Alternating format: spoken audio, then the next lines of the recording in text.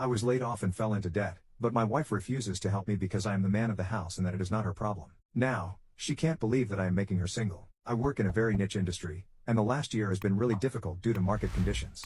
Many of my colleagues were laid off, and so was I. At the time, I had just refurnished our home, so I was in debt. My wife also worked and earned more than I did back then. I went to her and asked if she could help me while I searched for work. I proposed that we sell some of the gold given to us at the wedding. We live in Turkey, where there is a tradition of giving gold to newlyweds to help them financially. This gold is meant to be used during difficult times. She rejected the idea and said, "I do not want to sell my gold." I tried to reason with her, saying that paying off the debt would greatly help us achieve more stable finances. She refused and told me to sort it out myself somehow because I am the man of the house. I asked her to at least use some of her savings, and I would pay it back. The context here is that I let her save most of her earnings while I paid for most of our expenses because women are more vulnerable to financial changes than men in this culture. I wanted her to build her own savings and made sure to help her with her retirement account as well. I asked her to lend me some of her savings for my debt, assuring her I would pay her back once I got back on my feet. She refused that, too. This period has been extremely difficult for me. I fell into depression and contemplated my choices in life. The interest on loans was already piling up.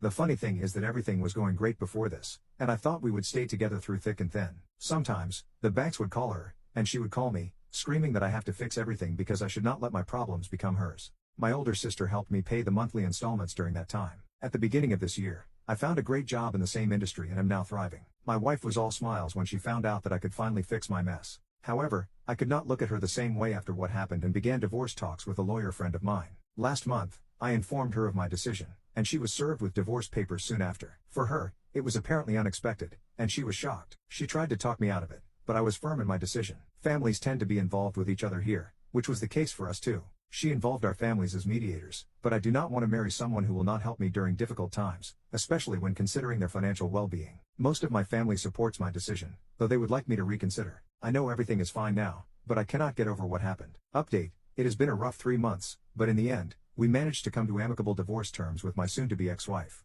At first, she tried to prevent the divorce, but I didn't change my mind. Here are the terms we agreed on. She gets to keep the gold. I'll get only 20% of her retirement savings instead of half in return for not paying monthly alimony. I get to keep the furniture and assume full responsibility for our marital debt. The rest of the assets are to be divided 50-50. The house will not be shared because it's my dad's. Her retirement savings have grown so much that even 20% of it is worth more than all the gold. Overall, my lawyer says it's a pretty good deal, considering many spouses prefer to drag out divorce proceedings and try to take everything they can in Turkey. As for my future plans, I have no idea what to do. I've always wanted to travel to Asian countries. My current role allows me to work from home, so I might take a trip to Asia this year. There were some issues at the beginning of the divorce between her and my family, but it cooled down after a while. She accepted that our marriage is over, and I am glad she did not try to prolong the divorce process. A court hearing is scheduled for September, and after that, we'll hopefully be done.